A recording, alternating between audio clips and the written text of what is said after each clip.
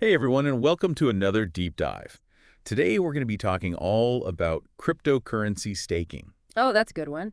Yeah, I was reading this really interesting episode from Margin World called Understanding Cryptocurrency Staking for Beginners. And I thought, this would be perfect for our listeners.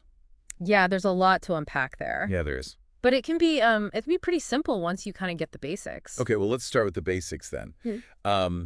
When I think of staking, I think of like earning interest on my crypto. That's a good way to think about it. It's like a high yield savings account, but for your digital assets. Okay. So basically, you're locking up your cryptocurrency to support the operations of a blockchain network. Okay, so I'm like kind of a mini shareholder in the network's success. Yeah, exactly. And in return for your contribution, you earn rewards. Okay, I'm already seeing dollar signs. Yeah, well, there is potential there. But why is staking becoming so popular now? Well, the idea of passive income is really attractive. Sure. Especially in the volatile world of crypto. Yeah, yeah. The episode actually mentioned this example of like earning 10% annually on $1,000 of Polkadot. So Wow. that's an extra $100 a year Okay. just for staking it. Okay, that's pretty good. But how does it actually work? Like, what makes this whole thing tick? Well, at the heart of staking is something called proof of stake, Mm, or that's PO, PS. It's a consensus mechanism that some blockchains use to validate transactions and secure the network. okay. It's a much more efficient, um, eco-friendly alternative to the older system, proof of work. Right, which was like the energy hog. Right. Yeah, exactly. Proof of work was notoriously energy intensive. Right. So with PS, is it is it about how much cryptocurrency a validator has staked? Uh, Like, is that how they're chosen? yeah, is it kind of like a lottery system? Yeah, you could think of it that way. The Okay. more you stake, the higher your chances of being chosen to validate those transactions. So to earn rewards, I need to stake more. Okay. And do I need to be like a tech genius to get involved with this? Not at all. Okay. It's actually becoming incredibly user-friendly. Really? Even popular platforms like Coinbase and Binance offer staking services. Oh, okay. So you can literally stake your crypto with just a few clicks. So it's like I'm earning rewards on crypto that I was just holding anyway. Exactly. Okay. Okay. Um, let's dive into some real world examples. Sure. What about Ethereum 2.0? I know it's been kind of making waves in the crypto world. Yeah, Ethereum's transition to proof of stake was a huge shift. This allows users to stake their ETH for rewards, but there is a catch. Uh-oh. The minimum stake is 32 ETH, Oh, wow. which might be a barrier for some. That's a pretty hefty chunk of change, yeah. Right. But didn't they mention something about staking pools? Is that how people get around this? Yeah, staking pools are a great solution. It's basically um, combining resources to reach that 32 ETH minimum. Oh, okay. It allows, more people to get involved. So it's like a crypto co-op. Yeah, you could think of it that way. Okay, cool. What about Cardano? I've heard that's a good one for beginners. Yeah, Cardano is a great option for beginners. Like, The minimum stake is just 1 ADA, and the rewards are distributed every 5 days. 5 days. Yeah. Wow, that's way better than waiting for my bank interest, once a month or something. Well, it's much more gratifying. Yeah. Okay, well, what about Solana? It's known for being really fast, right? Right. But what about staking potential? Well, Solana staking rewards can be pretty enticing. Okay. The episode gave the example of staking $10,000 worth of Solana and potentially earning 8%. Wow. Okay. That's an extra $800 a year. So, it sounds great, but it's not like a guaranteed get-rich-quick scheme. No, absolutely not. There's still risk involved. Like any investment, staking comes with its own inherent risks. Okay, well, let's talk about those risks. Yeah. What are the main things that people need to watch out for? Well, one of the biggest risks is that crypto prices can be incredibly volatile. Yeah. Even if you're earning staking rewards, if the price of the cryptocurrency plummets, you could still end up losing money. So it's like even with those staking rewards, it's like trying to catch a falling knife. Yeah, that's a great way to put it. It's crucial to diversify your portfolio, Don't put all your eggs in one basket. Okay. And I imagine there's also the risk of those lockup periods. Yeah, you mentioned that earlier. Right. So some networks require you to lock up your crypto for a set period, which means you can't access it during that time. So even if I needed to, it's like putting it in a time capsule. Yeah, exactly. Okay. Yeah. And what about the technical side? Yeah, well, you need to be mindful of security risks and potential glitches, so So choosing a trusted platform is important. absolutely. Do your research, start small, and use reputable platform. Those are words to live by in the crypto world. Okay, well, I think this is a good place to take a break. But when we get back, we'll dive into some of the nitty-gritty details of staking, like lockup periods. We'll even talk about the environmental impact of all of this. Okay, sounds good. So stick around, and we'll be right back. Welcome back, everyone. All right, so we've covered the basics of staking, but I'm ready to get into those nitty-gritty details you mentioned. Yeah, let's talk about those lockup periods. They're really important to understand. Yeah, walk me through it. So basically, different cryptocurrencies have different lockup periods, meaning like how long your funds are going to be inaccessible Oh, once you stake them. so it's like I'm making a commitment, but I'm losing access to my crypto for a while. Yeah, you can think of it that way. It's a trade-off, right? Okay. Potential rewards for a temporary loss of access. So how long are we talking? Like days, weeks? It really depends on the network. It could be a few days, it could be months. Some even have lockup periods of years. Years. Wow. Okay. So I'd really need to know what I'm getting into. Yeah, you really do. You got to weigh those potential rewards against your own need for, for liquidity. Right. If you need that flexibility, maybe you choose a crypto with a shorter lockup period. Okay. Okay. It's like choosing between a long-term savings bond and just like a regular savings account. Exactly. It's all about like finding the right fit. Okay. Now, what about the network itself? Does that matter? Oh, absolutely. You want to make sure you're staking on a network that's, that's healthy, that's secure. Okay. You want one that's well established, has a good track record. Okay. So it's not just about the staking rewards. Right. It's got to be a network that's built to last. Got it. Got it. Now, we got to talk about the environmental impact of all this. Yeah, that's a big one for sure. Right. I mean, crypto has a bit of a reputation, right? It does, but, proof of stake is much more energy efficient.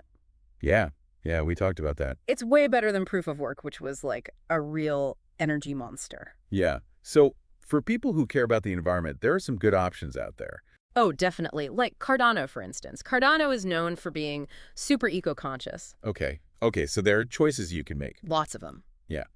All right, well, let's get a little more practical here. Let's say I'm a student, limited budget, just starting out with crypto. Okay. What would be a good approach to staking?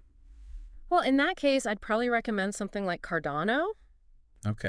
The barrier to entry is low. The rewards Yeah. are paid out regularly. It's a good way to learn. Exactly. You can kind of get your feet wet. Yeah. All right, well, now let's say I'm, a professional, got a bit more experience, bigger budget. Okay. What would you recommend then? Then you might want to diversify a bit. Okay. Look into networks like Solana or Polkadot. They offer higher potential returns. More risk, right. Right. Always more risk. Okay, so it's about finding that balance. Always about finding the balance. All right. You mentioned Solana, and I remember that example from the podcast. Staking $10,000, potentially earning 8%. Right. But it's important to remember that's tied to the price of Solana itself. If Yeah. the price goes down, you might not actually make any money. Yeah, even with the rewards. Yeah. It's like surfing, You can catch a great wave Yeah. or you can totally wipe out. So don't bet everything on one crypto. Exactly. Okay. Mhm. Now, what about platforms? Like, how do I actually stake? Yeah, you definitely want to use a trusted platform, Right. especially if you're a beginner. It's like having a tour guide in a new city. Right? So, places like Coinbase, Binance, Kraken, they all offer staking services. And they make it easy. They make it super easy. They handle all the technical stuff. They've got good security. Okay, that makes me feel better. Yeah, it's like having a safety net. Okay. Now, you've convinced me I need to do my research. Good. But how do I choose which crypto to stake? There's so many out there. I know, it's like trying to pick a flavor of ice cream. Right. Too many choices. So start by figuring out, like, what are your goals? What's your risk tolerance? Okay. Are you in it for the long haul? Or are you looking for, like, quick returns? Okay, so it's like, am I looking for a roller coaster ride or like a scenic train trip? Exactly. Okay. Once you know what kind of ride you want, then you can narrow down your choices. Right. So then what? Then you really dig into the specifics of each crypto. Look at the team behind it, the technology, the community. So it's almost like a background check on the crypto itself. Yeah, I like that. And don't forget to look at the staking rewards. Right. See what they're offering. Yeah, compare them. Oh, okay. So lots to consider. Lots to consider, but that's what makes it interesting. Yeah, okay, I can see that. Now, what about the technical stuff? Like, do I need to know how to code to stake? Not at all. Running your own validator node, that's a different story. Oh, okay. But most people can stake through those platforms we talked about. Okay. It's like using a smartphone. You don't Mhm. need to know how it works to use it. Okay, that's good news. I was getting a little worried there. And most of those platforms have great resources. Okay. Tutorials, stuff to guide you. So even if I'm a total beginner. Yeah, you can learn the ropes pretty quickly. Okay, okay. What about the crypto community? Like, is that a good resource? Oh, absolutely. There are tons of online forums, social media groups. Yeah. You can connect with other people who are staking, ask questions, get advice. So it's kind of like a big support system. Yeah, it really is. That's one of the best things about crypto. Okay. Now, what about taxes? We can't forget about those. No, we can't. In the U.S., staking rewards are considered taxable income, Oh, okay. just like interest income. So I got to report it on my tax return. You do, but the rules can get a little complicated. Oh, boy. It's probably a good idea to talk to a tax professional. Okay. Yeah, someone who knows about crypto. Exactly. And make sure you keep good records. All right. So organization is key. Very key. Okay. Well, I think that covers a lot of ground. So let's recap here for our listeners. Staking can be a really cool way to get involved in crypto Yeah. and potentially earn some passive income. But it's really important to understand the risks. Yes. Yes, absolutely. Do your research, people. Research is key. Diversify your portfolio. Don't put all your eggs in one basket. Right. Right. And be patient. Yes, patience is key. This is a long-term game. It is. And don't be afraid to ask for help. There are lots of people out there who can help you. The crypto community is very welcoming. Okay. Well, I think that's a good place to take another break. When we come back, we'll get into some even more advanced stuff like validator nodes, delegated staking. The really fun stuff. All right, so stick around and we'll be right back. Welcome back to the Deep Dive. We're wrapping up our look at cryptocurrency staking, and I'm ready to get into those advanced topics you mentioned, like validator nodes. Okay, yeah, validator nodes. They're the backbone of proof of stake. Right, because they're the ones actually confirming transactions, right? Yeah, exactly. They're like specialized computers that run the software to participate in the whole consensus process. Like the guardians of the network, making sure everything runs smoothly. That's a great way to put it.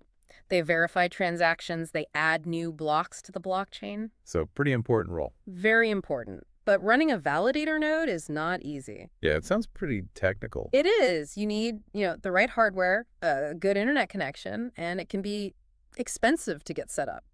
So for people who aren't, tech wizards, is there a way to get involved with this validator node stuff without, like, building a computer fortress in their basement? Oh, absolutely. That's where delegated staking comes in. Okay, delegated staking. Tell me more. So with delegated staking, you don't have to run your own node. Yep. You're basically like delegating your voting rights. You're entrusting your crypto to an existing validator node operator. Oh, okay, I see. They handle all the technical stuff, and you still get rewards. Okay, so that sounds a lot more manageable. Much more manageable. And it seems like it would also be good for the network, right? Like more decentralized. Exactly. It makes the network stronger, more secure. Okay, but how do you choose a validator node operator? Like, how do you know who to trust? Well, it's really important to do your research. Okay. Just like with any investment, look for operators with a good track record, transparency. So it's like, I'm choosing a financial advisor. I want someone who's reliable, trustworthy. Exactly. Someone who knows what they're doing. Okay. So lots of factors to consider. Lots of factors, but there are resources out there to help you. Okay, good, good. Now, I want to take a step back for a second. What does this whole staking thing tell us about crypto in general?